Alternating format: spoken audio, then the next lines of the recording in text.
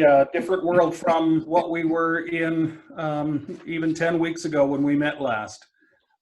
So we're all dealing with lots of new things and lots of changes, and we're going to do our best to try and ensure that we have our meeting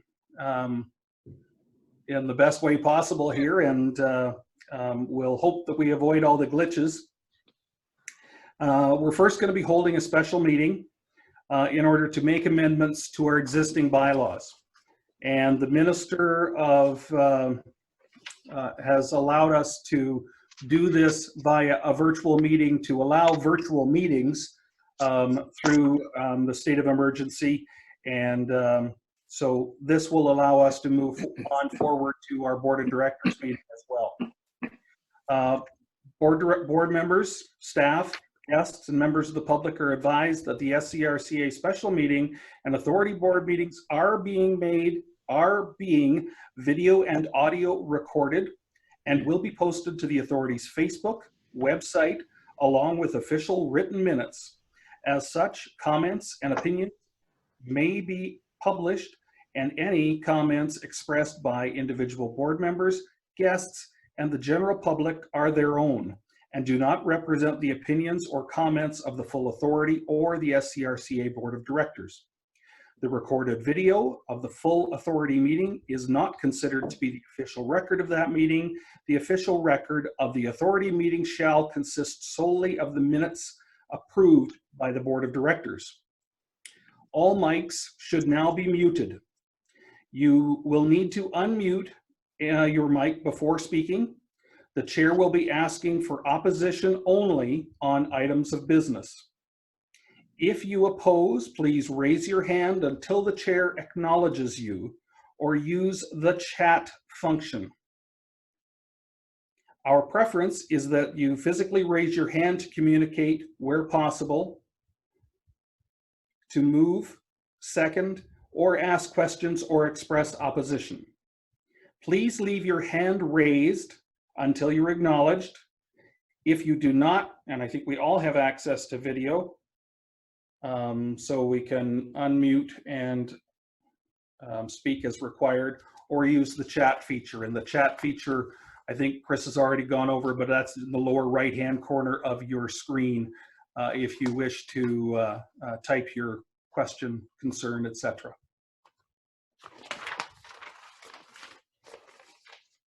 When speaking, remember to give your name first. Some of us are, just to make sure we all recognize who's on screen. If at any time you experience any difficulties, technically or otherwise, please contact Chris at 519-245-3710, extension 230. So that's the office number here at Chris's extension 230. Mr. Chair. Thank you, Brian. First of all, I'd like to ask Ashley to do a roll call, or is that necessary with everybody here? I can do a roll call, yeah. Yes. Okay. Well, it should, Mr. Chairman. Okay, great. I'll ask you to either unmute or raise your hand. John Brennan? Al Broad? Yes. Pat Brown? Present. Andy Brucewick? Yeah. Terry Burrell? Present. Joe Foss? Present. Larry Gordon? Present. Frank Kennis? Brad Loosely? Present. Kevin Marriott? Present. Mark McGill? Present. Nettie McEwen? Present. Aaron Hall? Present. Dan McMillan? Present. Steve Miller? Present. Frank Nemchek? I'm here. Lori Scott? It's not here. Mike Stark? Present. Jerry Westgate? Present. And Betty Ann McKinnon, as Brian mentioned, will be coming in a little bit later. Thank you. Great, thanks, Ashley. First of all, I hope everybody's doing well and coping well with this coronavirus. I know it's been a tough time for most people, but I'm hoping everybody is adjusting nicely and everybody's staying safe and healthy. At this time, I'd like to welcome Erin Hall, who is representing Chatham-Kent, replacing Carmen McGregor, who has decided that her workload is a little too heavy to continue on with the authority.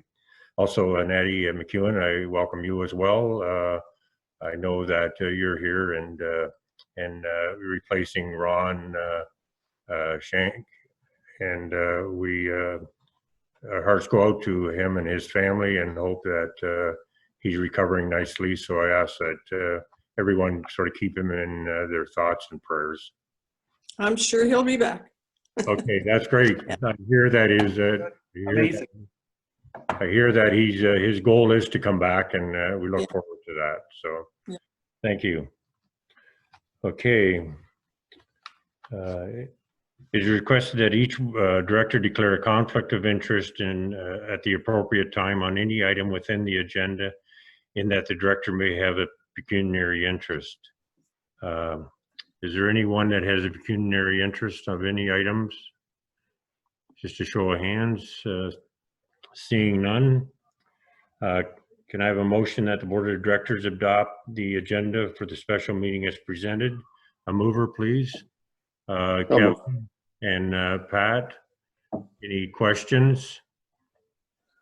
All in favor? Any opposed? Sorry. Carried.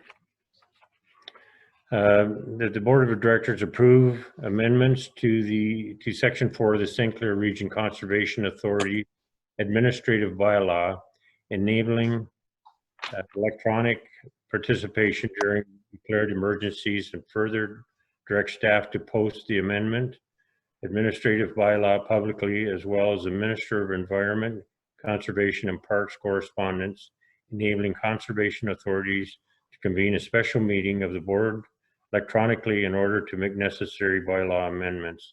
Can I have a mover? Okay, Steve Miller and Frank Kens. Okay, is there any questions? Seeing none, any opposed?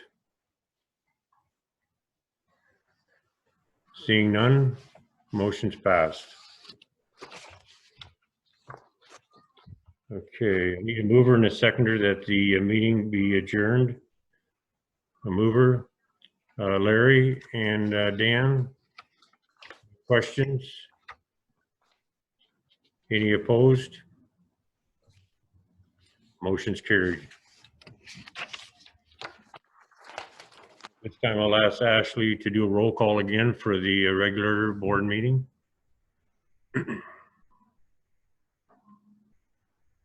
John Brennan, Al Broad, Pat Brown, Andy Brucewick, Terry Burrell, Joe Foss, Present. Larry Gordon, Present. Frank Kenneth, Brad Loosely. Present. Betty Ann is joining us later. Kevin Marriott, I'm still here. Mark McGill, Present. Erin Hall, Present. Dan McMillan, Present. Steve Miller, Present. Frank Nemchek. I'm here. Lori Scott is not here. Mike Stark, Present. Jerry Westgate, Present. Nettie McEwen. Present. Thank you. Thank you, Ashley. It is requested that each director declare a conflict of interest at the appropriate time of any items within the agenda, and the director may have a pecuniary interest. Anyone has a pecuniary interest? Seeing none. I need a mover and a seconder that the board of directors adopt the agenda for this meeting as presented. Okay, it's Terry and Mike. Any opposed? Motion's carried.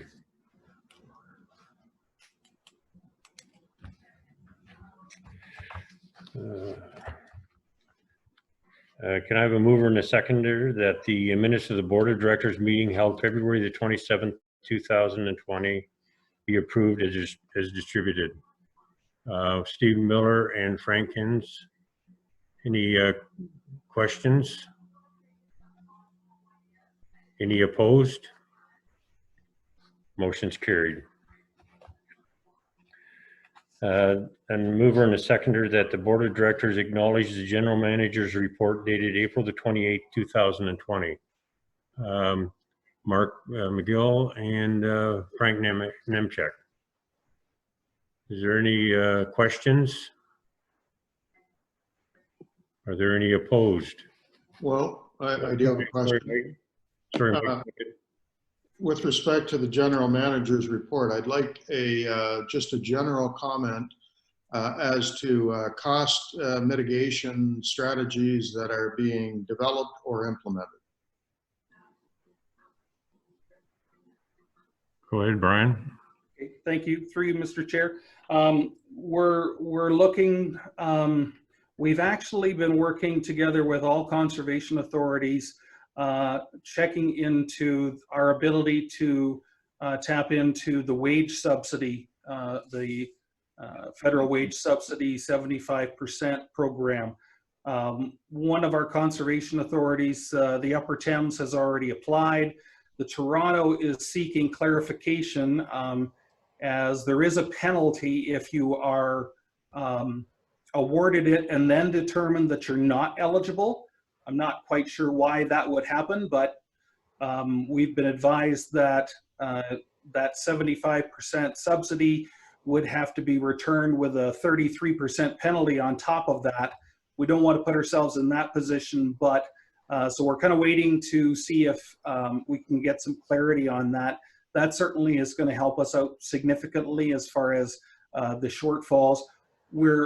Our biggest things aren't necessarily additional expenditures, but the loss of revenue, and particularly in our campgrounds, etc. So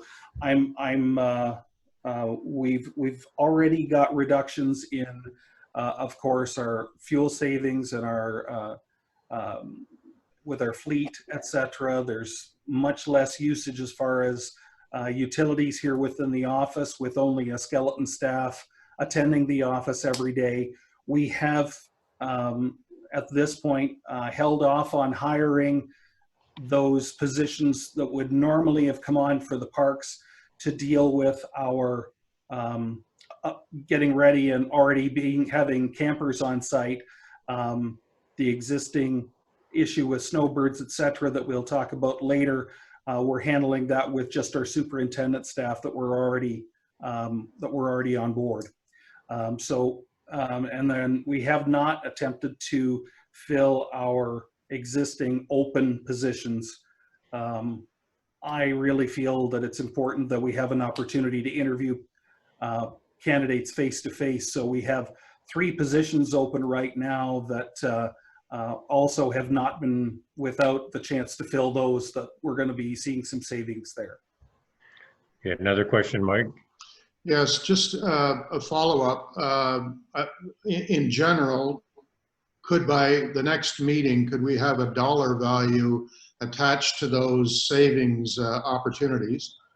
And secondly, on the revenue side, I know that the Social Services Division of Lambton County has been awarded or granted $2.8 million directly related to the COVID-19 costs incurred, almost on a cost recovery basis. Has there been a similar program offered from the province with respect to conservation authorities? Certainly not that I'm sorry, through you, Mr. Chair, certainly not that I'm aware of.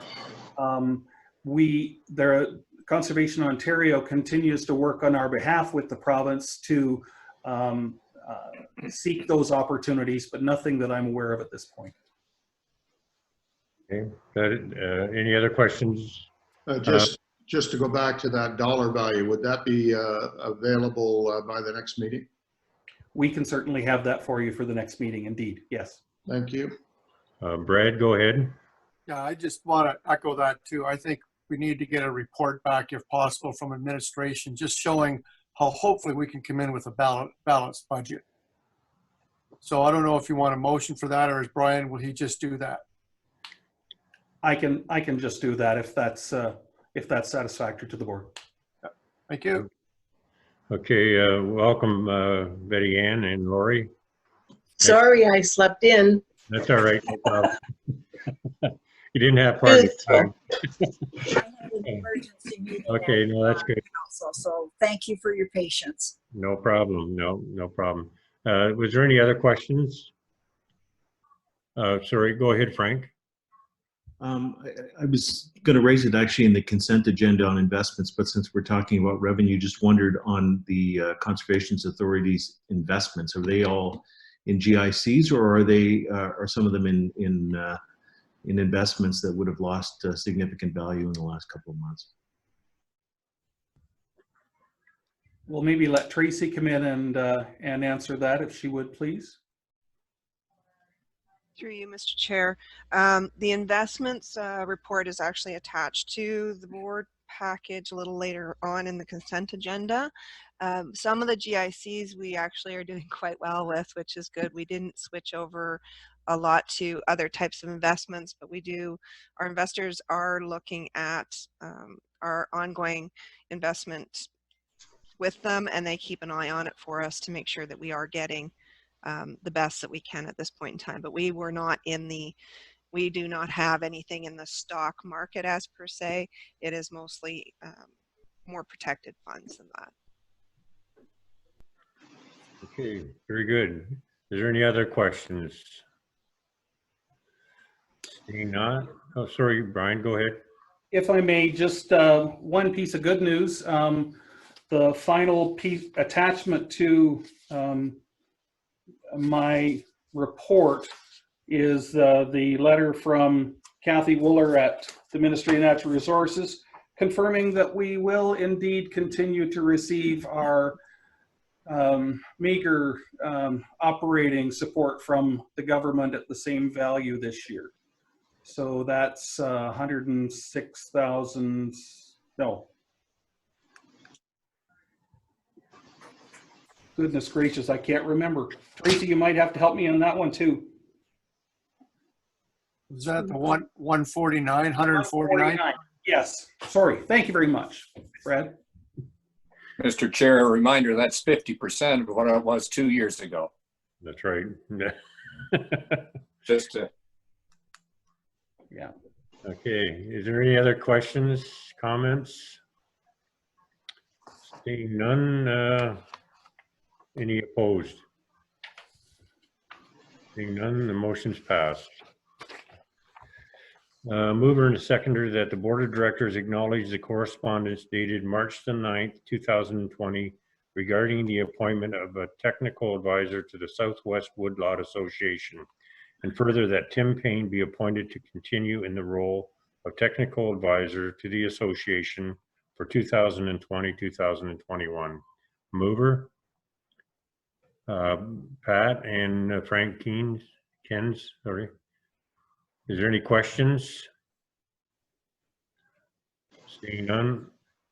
Sorry, go ahead, Lori. Oh, Sorry. Okay. Is there any opposed? Seeing none, the motion's carried. A motion that I need a mover and a seconder that the Board of Directors approve the consent agenda and endorse the recommendations accompanying items 6.1A to 6.1M. Go ahead, Kevin. You're approving it? I'm just moving it. Okay, a seconder? Okay, Frank Nemchek. Is there any questions? Go ahead, Larry.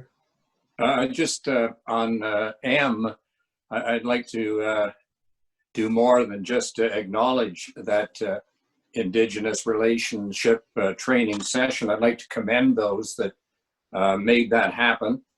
The authorities' relationship, as you know, with our First Nations communities, already positive and productive, can only be much stronger now. And I think the knowledge and the history and the relationship bonding experience by our staff experienced during that session will only serve the authority well moving forward, and I hope we can continue that. Yeah, very good. Thank you. Any other questions or comments or items that anybody wants to poll? Go ahead, Brad.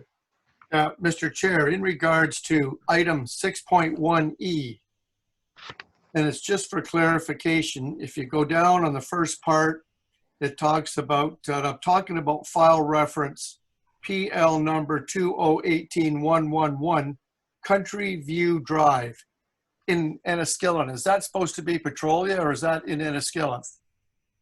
I think that's in Petrolia, is it not?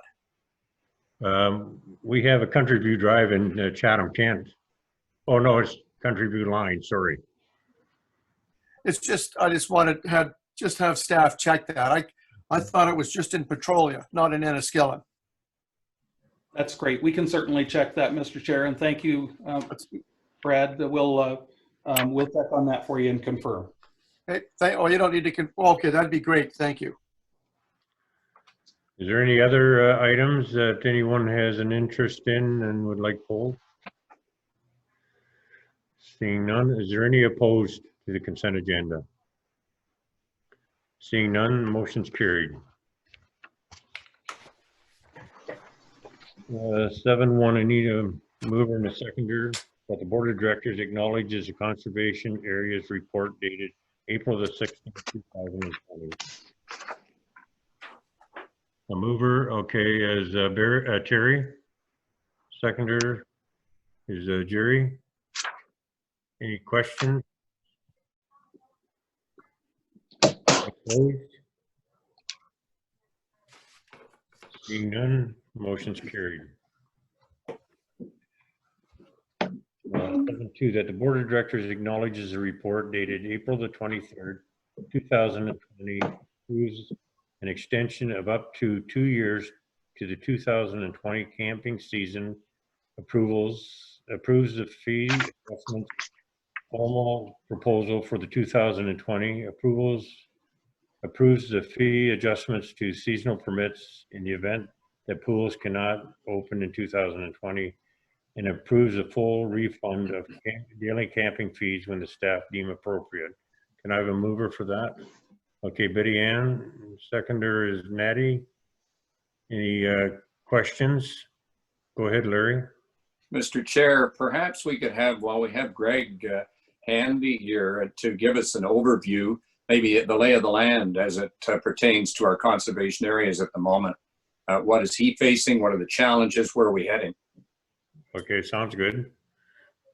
Greg, can you do that? Yes, hi, Greg Wilcox. As far as campgrounds, we are still awaiting some guidance from the province. We've seen other provinces start to put dates on when campgrounds can open, but we don't really know where we're going to be at for timing, as well as what facilities will be able to operate. So we're kind of just making a lot of different plans right now for different scenarios, hoping that we can open maybe in June. I have a strong feeling the pools may not open, and we may have significant restrictions on washrooms, or even at what capacity we fill the campgrounds. So we're just trying to be prepared for when that opportunity comes. As far as right now, we have one campground with no occupants. Another campground has a single occupant who met the criteria, so a returning seasonal camper who had no Canadian residence and no other place to go.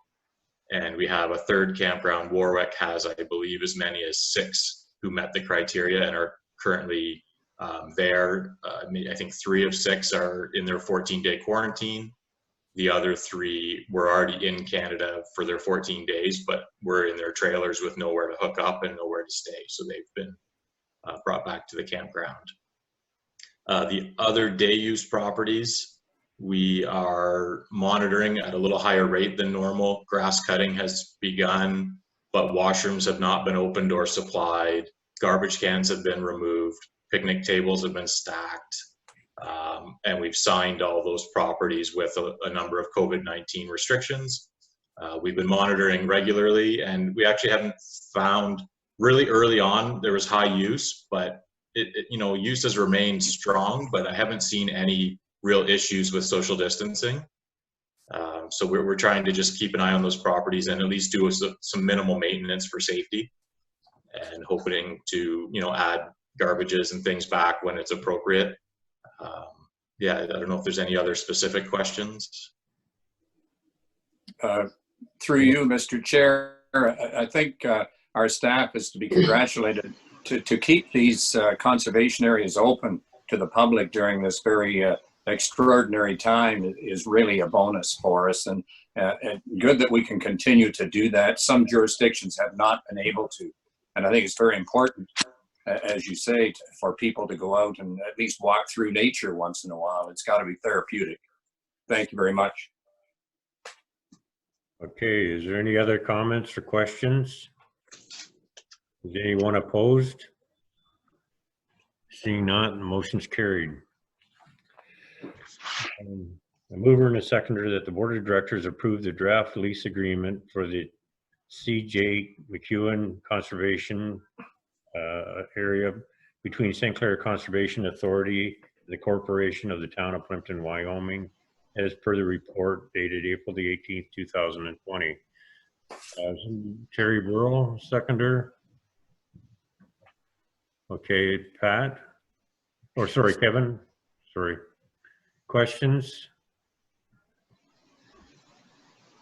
Okay, go ahead, Brad. Thank you, Mr. Chair. Just a comment, when we actually get to the point of transferring the property to Plimpton, Wyoming, which we've agreed on, I just want to state that I feel all the costs associated with that transfer should be charged to Plimpton, Wyoming. Thank you. Okay, I guess, does that require a motion or an amendment to the motion? I don't think so at this time. I think when you get to the actual point of doing that, and I think that should be a policy on anything, if we're transferring property and giving it back, in this case, I mean, we're giving them the land at no cost. They should be at least responsible for the transfer costs. And that's just the legal cost associated with the registry and everything else. Okay. Any other questions, comments? Go ahead, Terry. Has Plimpton, Wyoming approved this lease? It's not a lease. Say that again, sorry. Has Plimpton, Wyoming approved this lease contract? Patty, can you help us out there? Yeah, it hasn't gone to council yet, but staff has perused it and they feel that it's appropriate. So, and I'm sure that's what they'll be recommending at the council meeting. So, but it has not actually been on a council agenda. Okay, okay. Larry, you had a comment? No, I just wanted to kind of highlight, I think it's number 4 on the list there that we ensure, and it's written there, and I hope we maintain that it is developed as a parkland and recreational and conservation purposes only moving forward. We would hope that we can put that in writing and hold Plimpton, Wyoming to that. I'd hate to lose that access to the shoreline. Okay. Well, that is part of the agreement, yes. Yes. Brad, go ahead. Just, Mr. Chair, no, I agree with that too. I think that was always our intent, that it remain the same as a parkland. Thank you. Yeah. Was there another comment? Sorry, Mark. Go ahead, Mark. I just wondered, Joe, how likely you think that the transfer might actually go through, because there's a lot of conditions there we have to meet. Can somebody answer that? Go ahead, Brian. I can try and answer that for you. So I have our existing pandemic has certainly slowed things down with the province. I'm now dealing with the 4th different individual that's being assigned to review this this for the ministry, and we do need to get minister's approval. So it's just an incredibly laboring and overly time spent on this on dealing with this transfer. I would hope that we're going to see this actually happen sometime. I'm hoping as soon as we get past the conditions of the pandemic here. Okay, go ahead, Mike. Yeah, excuse me. I'd like to return to Brad's comment. In fact, I'd like to move a motion that in future, from this point forward, that in terms of property transfers in general, that the St. Clair Conservation Authority be saved harmless from any such transfer, and in fact require all expenses to be borne by the acquiring entity. Okay. That's a motion. Okay, can I have a seconder for that motion? Brad? Okay, is there any questions just on that motion? I guess we have a motion on the floor first, so we should deal with that. So we're on 7.3, so we have a mover and a seconder. Is there any other questions on that motion? If not, is anybody opposed? Seeing none, the motion's carried. And then to your motion, Mike, is there any questions on Mike's motion? Go ahead, Brad. Just the using the words like indemnifying or identifying the Conservation Authority so that we're completely clear. That's all. Okay. That's just a legal term we need to incorporate in the agreement. Okay. Terry, go ahead. I agree for this particular item that it should be, cost should be borne by London, Wyoming, but I hate to make that as a general statement for all property transactions we may enter into, because I think that the board should deal with each transaction as it comes forward, as opposed to having a policy that may backfire against us or against the administration trying to negotiate something with, in this particular case, it's quite obvious, I think, but in other cases, we may be encouraging people to, say, buy land that we have, let's say, in a floodplain or something that they can use for their own purposes that we don't want anymore. And so to have a blanket policy, I think, is unnecessary because we don't have that many of them. And I think it's better to deal with each one as they come along. Is there any other questions? Go ahead, Dan. I'd just like to support Terry in his thoughts that it's too restrictive to have this as a blanket policy for the board. Okay. Is there any other comments, questions? Yes, please. Okay, Lori? First, with the motion, are we including for costs? Would that be staff time? Brian just said that he spent an awful lot of time on the telephone back and forth to the ministry. So are we including like times like that? Like when you start dealing with a case by case, some are going to be yeses quick and some are not going to be. So Brian's time is very valuable at dollars. And I have another question to follow up to what Larry said. Can you respond to that, Mike? Yes, I think we need to restrict the cost to hard costs, because to try and determine a dollar value on staff time, it's almost like a lawyer with a running clock, and I don't think that that's practical. Okay, So hard costs would be the intent of the motion. Okay, Brad, you want to comment on that? Can't hear you, Brad. You're muted. Brad, you're muted. Thank you. No, the intent of this is just for the actual lawyers, legal costs, registration costs, that type of thing, not to include any of the staff's time whatsoever. Okay. So my second question, thank you, Joe, to Larry and the group is, if we put a motion in place for this and make it as part of the policy, each individual case can be looked at, and you can make amendments to it for a specific case. It doesn't have to be done in the way of saying, oh, well, we'll deal with each one one-on-one. I think having a definite policy in our books is an important thing to have.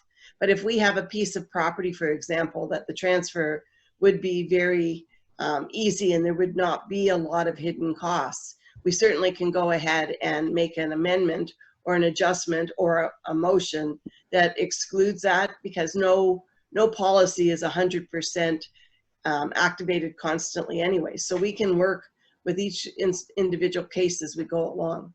Just having a policy on the books, though, is a good thing. Any other questions? Any other comments? Any opposed?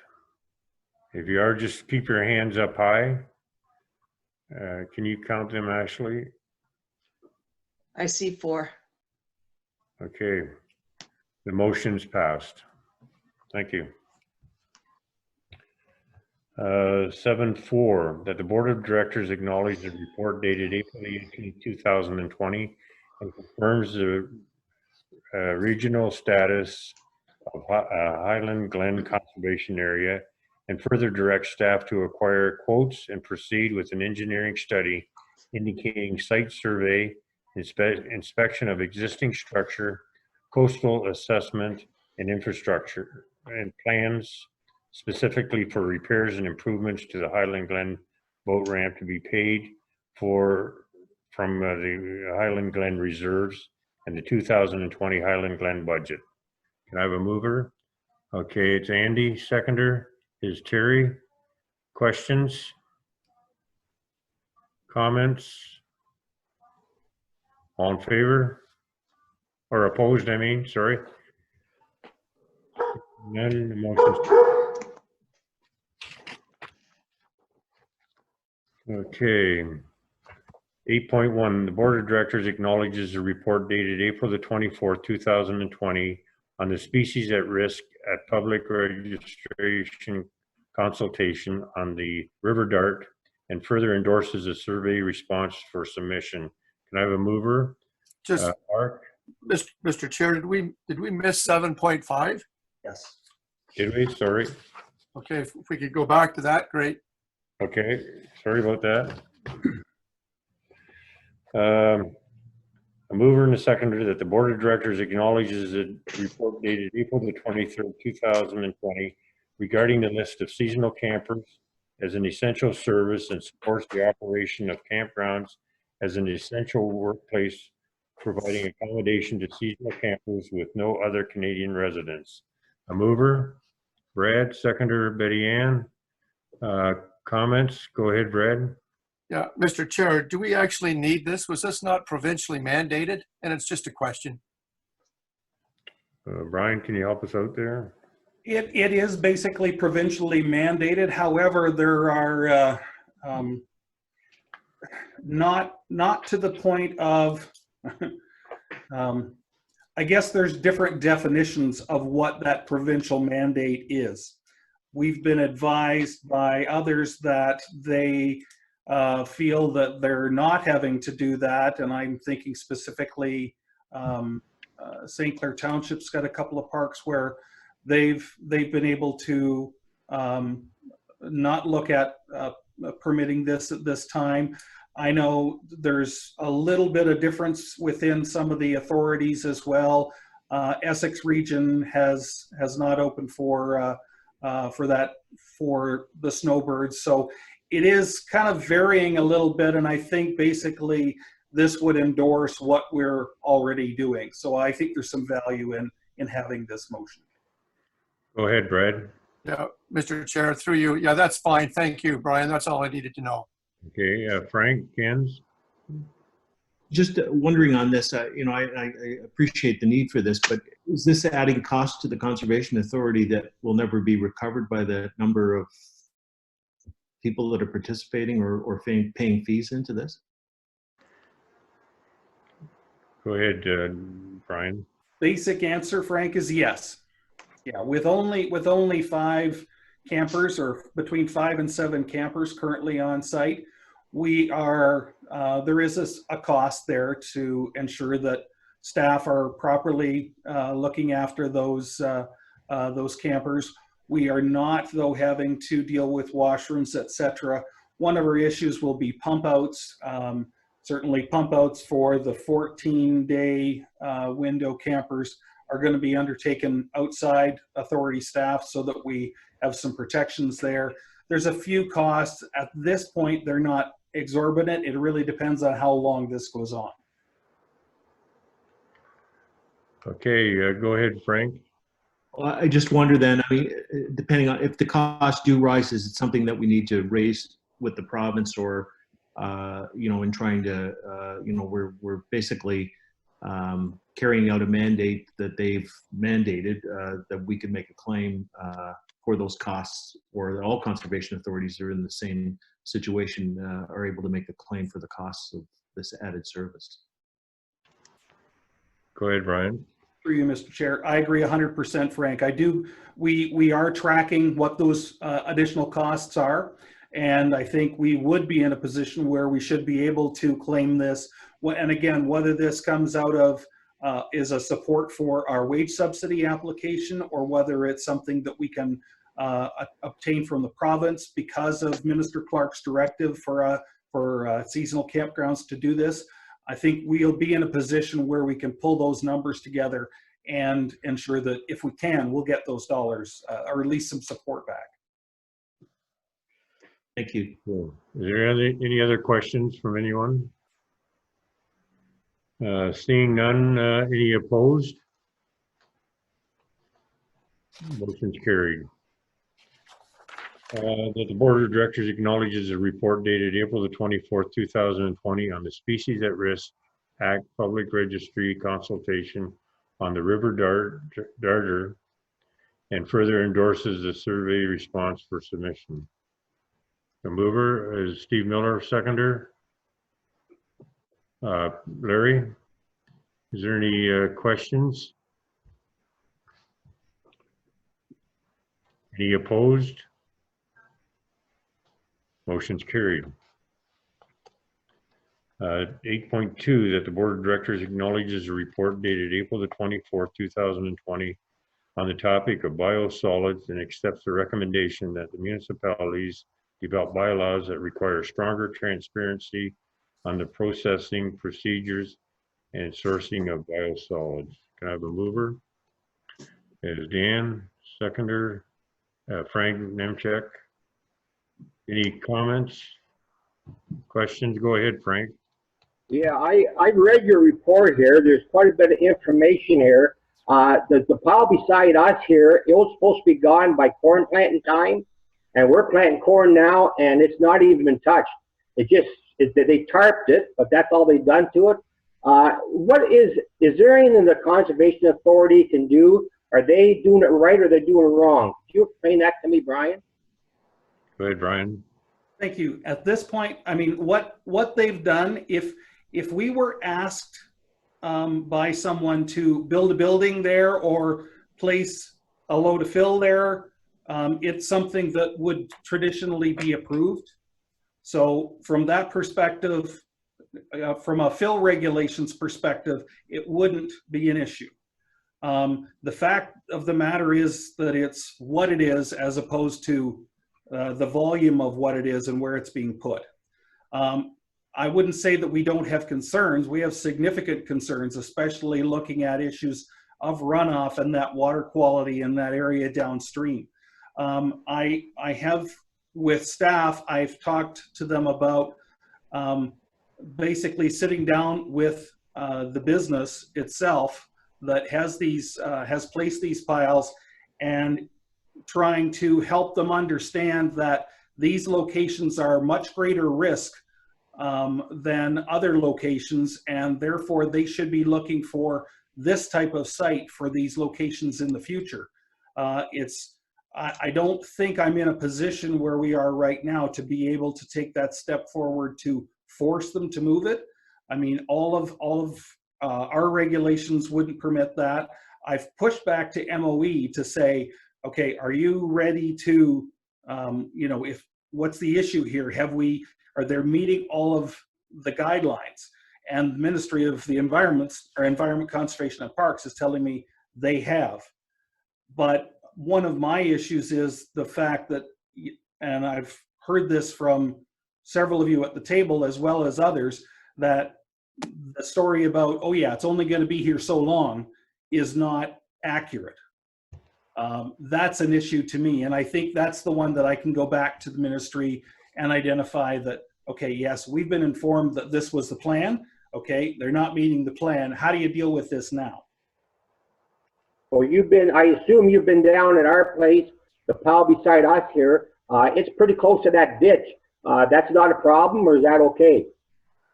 Where it is, it's from a floodplain perspective, it's not a problem. And the other location down on Hale Road is not. But I think we're from what we can control, they're not issues for us. So at the end of the day, we're sort of on our own, and we got to fight out with it or something. Well, I'm going back to the ministry to hold them to task, because they've told us the reason that they're permitted where they are is because they've met their guidelines. Well, one of their guidelines is the fact that they're not a forever storage pile. They've said that they're going to be there this long. So if we're now at a point where I've got a chink in the armor to pick at because it's not following all of their guidelines now, to my understanding. I'd like to hear from Al. How's he making out there in Isabel Township? Go ahead, Al. Yeah, the whole thing of it is it's commercial fertilizer. Don't even refer to NASM because it doesn't even exist in this. It's been imported as commercial fertilizer. To Brian's comment, so I can build a 10,000 ton facility within 150 meters of an environmentally sensitive ditch to store that stuff with no problems in the floodplain. Is that what I'm hearing? As far as the fill, like the area that it's taking up within the floodplain, if that had been asked for, we would be permitting that, yes. Dan, so we can build commercial fertilizer storage that close to a ditch with no problems from the St. Clair region. We don't have, again, it's in the flooding perspective, that would be something that would be permitted based on what we've looked at as far as those locations. Now, when you look at it from a source water protection standpoint, there might be other issues that are involved there for sure. So what's the difference if the source water protection should be there, whether that pile, the pile's full of nitrogen and phosphorus, we know that. Their information reveals that. I just can't believe that we could build a commercial storage that close to a ditch, and yet they can pile that product there that close to a ditch. And it just recently got covered up. It was sat there for 3 weeks with no coverage on it at all. So I guess I just, on the source water protection side, yeah, that's just a little confusing to me that I could go and build a facility there that close to a ditch to hold commercial fertilizer. Thanks. Dan, you had a question? Yes, through you to Brian. I was wondering if there was any provision for upstream and downstream testing to see if there's actually any impairment that is resulting from this, from the runoff. I don't know. Aaron, did you want to jump in here? For you, Mr. Chair, we have a monthly surface water sampling program that runs through the ice-free period. This monitoring program doesn't address spills. I think that would be more in the mandate of the Ministry of Environment and Climate Change, and they have been very responsive to us. So it would be up to them to do that monitoring. Okay, is there any other questions? Go ahead, Mark. I just wondered if there's anything anybody can do about the smell concerns, because you could have a storage location where runoff wasn't a problem, but the smell was so bad it was making, well, I've heard of cases where people even moved out of their houses, a rental house, and the renters moved out because they couldn't stand the smell. Okay, anybody want to comment on that? I'm not aware that there's that opportunity there. I think the only thing would be that if the pile is covered constantly and doesn't get wet, because I'm assuming it's when it gets wet that it then is allowed to breathe off or contribute to the air pollution. I think it would be very difficult for anybody to guarantee that either if they were placing it. Okay, go ahead, Frank. Back to Mark's question, comment there. We got one person lives right across the road from it, and she's got asthma, and some days she can't go out of her house. She's a prisoner in her own house, and we can do nothing about it. I cannot see that's right. Okay. Any other questions, comments? Go ahead, Mark. Did you go ahead? Well, and then there's the fire concern too, because sometimes those piles catch on fire. So it might be classified like a commercial fertilizer, but commercial fertilizer doesn't have a problem with catching on fire or smelling really bad. Did you want to comment on that, Brian or Aaron? Yeah, I think this is something that we're going to have to continue to work with the ministry on. I agree with all the comments that yes, there's an issue from where they've located it. There's an issue from what it is. The fact of the matter is, and I understand Al's comment, and I won't say that I agree, but if that's how it's been classified, that's part of our issue is here we're working between two different ministries. And again, one of those type things where we're not getting a straight or a full answer anyway, but staff will continue to pursue this to make sure that the ministry's doing everything they can to stay on top of this. Frank, go ahead. Yeah, I've got one last comment here. The pile beside us here, if we have a 2-inch rain and that stuff goes in the ditch, kills the fishies down the stream, who's responsible for that? Who wants to attempt that? That would be reportable to Spills Action Center, and therefore it's the Ministry of Environment, Conservation and Parks and their conservation officers that would be coming to not only investigate it, but if that's how the charge would go is through the ministry as well. So it would be charged to Burma's or who? I'm going to make the assumption that it would be to both the property owner and the company who had it stored there. Okay. Al, go ahead. Yeah, to Brian's comment, the problem is we are dealing with the federal government, we're dealing with provincial government here. And everybody's trying to wash their hands of the problem that's up there. And until we get that fertilizer designation taken off this stuff, we have a problem. It's not St. Clair Region's problem. By no means, this is not their, that's them that's holding this whole thing up. It's not. This is a federal and a provincial thing. We need to continue to work to get the commercial fertilizer designation taken off so that this stuff will then fall under the NASM, where there is a much more stringent regulations there. And like I said, everybody's trying to wash their hands of it. It's not Brian or the St. Clair Region's fault of what's going on there. They're trying to enforce what rules are in front of them. At the end of the day, this all boils down to our two Ministry of Environments and our Ministry of Agriculture and Food. The Federal Agricultural Minister of Food is the one that put the commercial fertilizer designation on this product. They are the ones that we need to work at to try to change. As far as the municipal level, we're left strangling by ourselves. There's nothing we can do about it. They know there's a loophole, and it is what it is. I appreciate what the St. Clair region has done up to this point. It's not them to be blaming for it.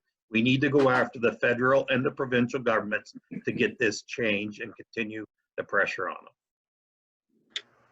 them. Okay. Any other comments? Go ahead, Jerry.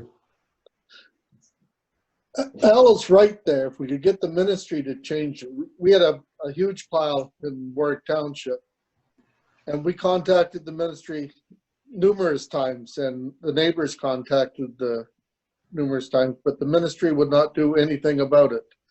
We finally got rid of it through a bylaw. We had to take them to court, and now we're going back to court again for another issue with them.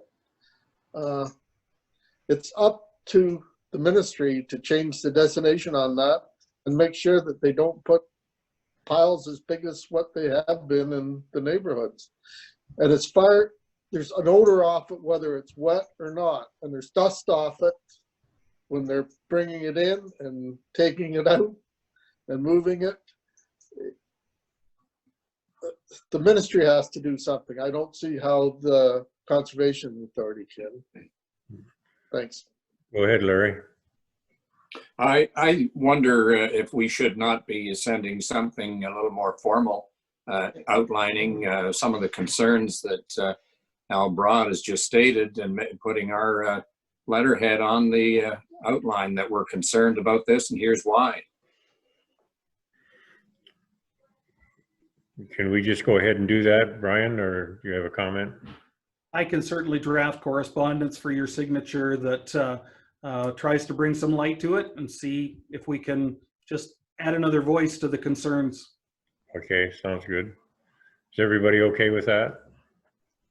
Anybody opposed to that? Okay, any other comments, questions from anyone? Anybody opposed? Motion's carried.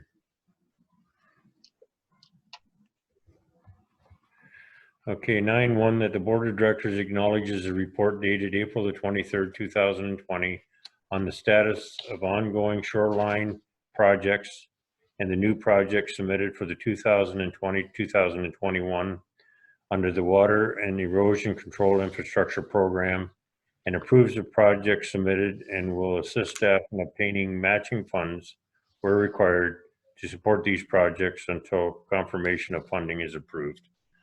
Mover, Mike, seconder, Aaron. Mike, you have a comment? I do, and this is a question for Garesh through you, and that is, where are we in terms of a status with respect to the DFO's emergency application for continuing work in the Brights Grove area? Through you, Mr. Chair. Girish here. We have submitted a formal application to Fisheries and Oceans on the April the 17th. There has been a number of follow-up discussions with the Fisheries and Oceans. A decision has not been made. However, with the emergency works that Sarnia is undertaking, they're aware of that and they are okay with those emergency works.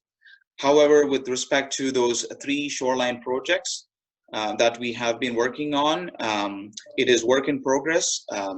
We have been asked to submit another application to the Ministry of Natural Resources and Forestry, and that has been completed yesterday. And I was in calls with the officer that is reviewing the file as early as this morning. A decision has not been made, but it is very close to a decision making. Okay, Mike, go ahead. Yes, as a follow-up, I'd interested in, well, first of all, yesterday I was out by the project and looked at it, and it's amazing that the work that you're doing or that's being done. So my compliments to the staff for the work to date. My concern is, and it's also been raised by by councillors from the city of Sarnia, as to the continuing emergency work that we are funding through the city because of obviously the weather conditions along the shoreline. To mitigate those additional costs, the question is, can we continue on a year-round basis doing this work, given that we would obviously require some authority to do that from the provincial government? Is there any consideration to moving in that direction? Again, to Girish, through you. Go ahead, Girish. Through you, Mr. Chair, we're talking about the availability of funding to do some work to reduce the burden for the city of Sarnia in performing those emergency works. There is no available funding for emergency works at this point. We have tried to include some verbiage in our DMAF application to include some of those emergency works on a year-to-year basis, but we have not received any confirmation from through the federal government through the DMAF. And again, this is it's an $8 million pot with $5 million going to the city of Sarnia. We have included that in the application, but we haven't received any confirmation from the feds if that's something that they would allow for us to tap into those funds for emergency works. Okay, go ahead, Mike. Sorry. I'm not so concerned about whether or not we tap into the funds, because the funds are going to be needed in the longer term to make sure that the project moves forward. So it's not an issue there. What's really at issue is whether or not we can get the work on a continual basis in order to reduce the amount of emergency funding. We're at the point now where we're actually budgeting $400,000 a year just to accommodate the emergency repairs, which could better be spent on making sure that the project moves forward on a continual basis. So it's not an issue necessarily of trying to access the funds for emergency work, because we know we're going to have to spend the money anyway on the longer term project. The real issue is, can we mitigate the emergency repairs by continuing the work? Continuing through you, Mr. Chair, continuing the 3 shoreline projects that we've been working on. Exactly, but instead of taking the mid-season breaks for fish spawning, it seems to me that the more immediate issue is the shoreline protection and making sure that that gets done. Right. Through you, Mr. Chair, for one of the 3 projects along the shoreline, which we have completed the in-water work, Cope Construction is working on we were calling it the phase 2 of the shoreline work. They are already on site and they're moving ahead with the work as we speak. They are continuing to do work along the shoreline. When it comes to the other 2 projects, yes, absolutely. Because of the in-water timing window restrictions, we haven't been able to do any productive work along the shoreline. With the recent application that we have made to the Fisheries and Oceans and to the Ministry of Natural Resources, if that is approved, then we can continue to be productive along the shoreline and continue working and doing some in-water work. Thank you for the update, and my hope would be that we are moving constantly in an effort to keep this project going. Okay, very good. Any other questions? Go ahead, Pat. Thank you. Through the chair, just a question for staff on the Courtright waterfront. I know it's noted here that they were going to, I believe there was supposed to be a meeting between our municipal staff and the replacement of trees along the shoreline that were removed. I know there was a fair number of trees that had to be taken out for that work to be carried out. They have any comment? Did that meeting happen yet? Who wants to handle that, Girish? Through you, Mr. Chair. Just an update on that. As of yesterday, our crew has been by the Courtright shoreline and doing some tree planting. We have about 20 trees that we are geared to plant, and I believe the planting should be completed by the end of the day today. So that's positive. In terms of discussion with the township, because of the COVID situation, we have been exchanging emails back and forth. They wanted to know about the variety of trees, the number of trees, and the location that we have chosen. And that information has been provided to the St. Clair Township. You guys are good. Thank you. Is there any other questions? Go ahead, Aaron. Thank you. Through you, Mr. Chair. Just a quick question. I see in the report the work proposed for the Darcy McHugh Dam. It includes repairs to cracks, erosion, slumpage, instrumentation installation to monitor the structural health of the dam. So some questions from that. Is there any immediate concerns to the structure of the dam? And does that, and if so, would that impact operations at all? Or is this project and this work to the dam more of a maintenance, long-term, more of a routine type work? Go ahead, Girish. Through you, Mr. Chair, it is a routine work. However, because of the age of the McHugh Dam and the number of usage we have seen in the last so many months, we wanted to be proactive, and we are doing some instrumentation that is state of the art. We are doing some tie-ups with the Western University in trying to implement structural health monitoring of the McHugh Dam in giving us some data to the structure itself. But based on the dam safety review we've completed, the annual inspection, and even the once every 5 years engineering inspection, the structure itself is in sound condition. Excellent. Thank you, Girish, and thank you, Mr. Chair. Okay. Is there any other questions, comments? Is there anybody opposed? Motion's carried. 9.2, that the Board of Directors acknowledges a report dated April the 24th, 2020 on the engineering and design plan for management of contaminated sediment. Mover, go ahead, Terry. Frank Nemchek, questions? Comments? Any opposed? Motion's carried. 10.1, that the Board of Directors approve the January, February, and March 2020 disbursements as presented in the amount of $1,824,968.99. Mover, Steve Miller and Frank Kennis. Questions, comments? Any opposed? Motion's carried.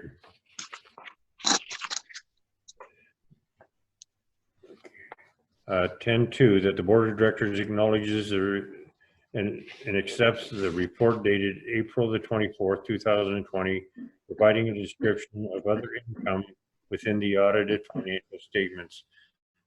I have a mover. I'll move that. Red, seconded. Andy, comments, questions? Seeing none. Any opposed? Seeing none, motion's carried.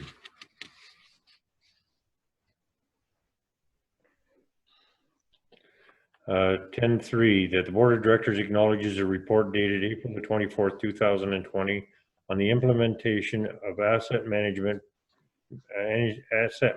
program and approves moving forward with grant applications and potential RFPs, and further direct staff to include in the 2021 budget condition on approval of grant dollars.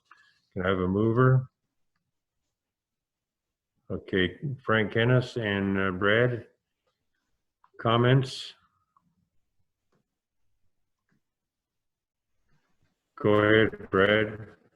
Mr. Chair, I just want to just echo that this is, I think, very important for our organization. So I'm really pleased to see this. Thank you. Yeah, I am as well, because of the fact that the municipalities, if they don't have an asset management in place, their chances of getting a grant is probably slim to none. So I kind of think that we're going to probably eventually be in that same boat. So we might be just ahead of the curve if we do this. So is there any other questions, comments? Any opposed? Motion's carried. 11.1, the Board of Directors acknowledges the Conservation Education Report dated April the 24th, 2020, including the winter program development and expansion, community partnerships, and species and special events. Can I have a mover and a seconder? Dan and John, comments? Go ahead, Brian. Sorry. I just want to talk a little bit about the virtual classroom work that our education staff have done. This situation that we're in certainly, of course, means that not only are they not in school, they're certainly not taking field trips to our conservation areas. And although we're not receiving the revenue that would have been brought in by those kids taking field trips, we didn't want to, leave them out of these are curricular driven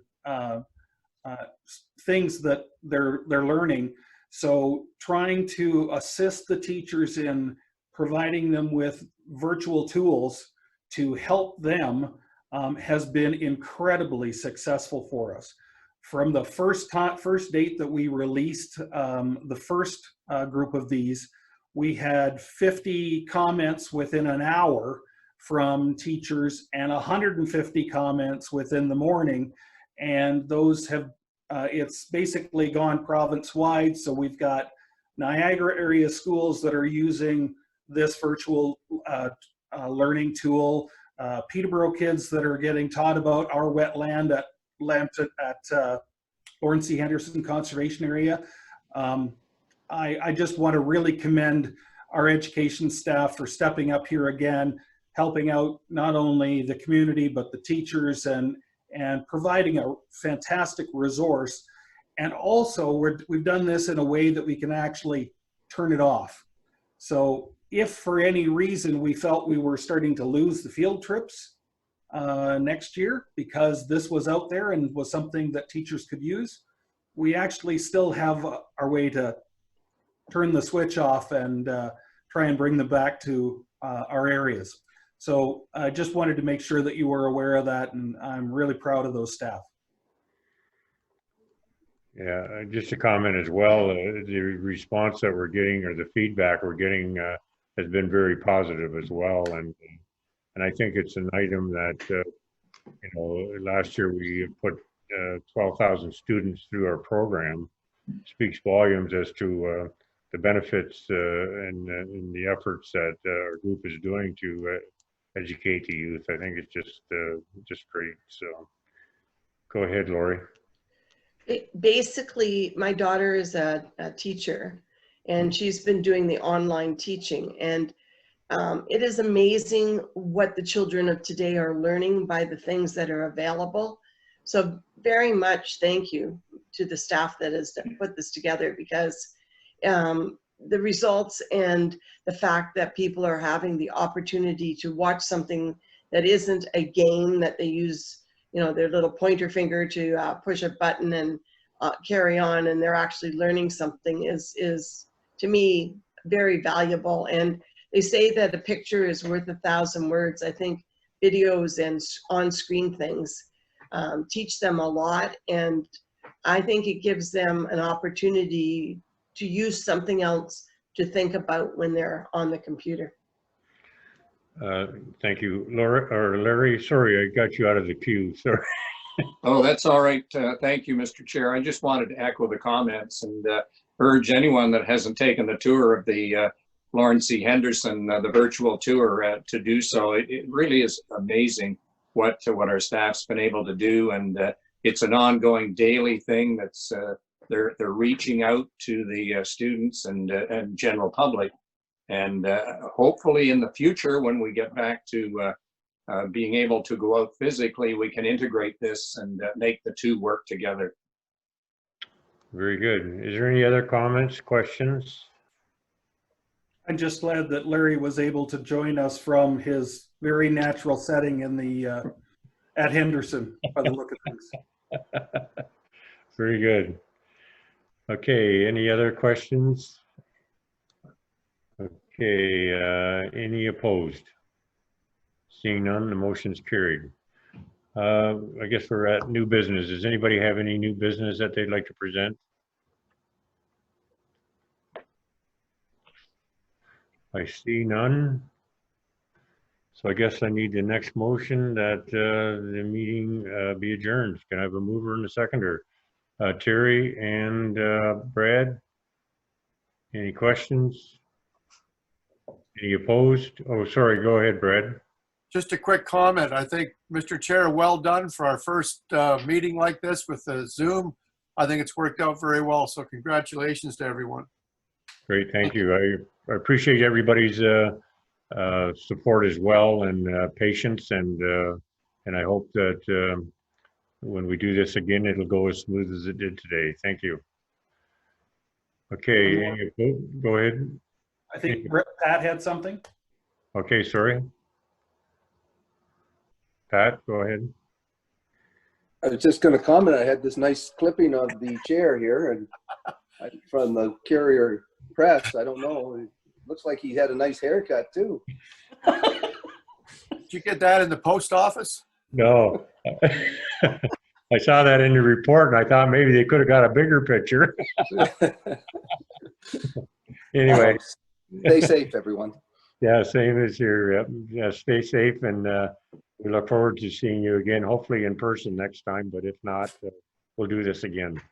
Thank you. Thank you. Thank you. Thank you. Talk to everybody. Stay safe. Yep, you as well. Bye, everybody. Bye. Bye.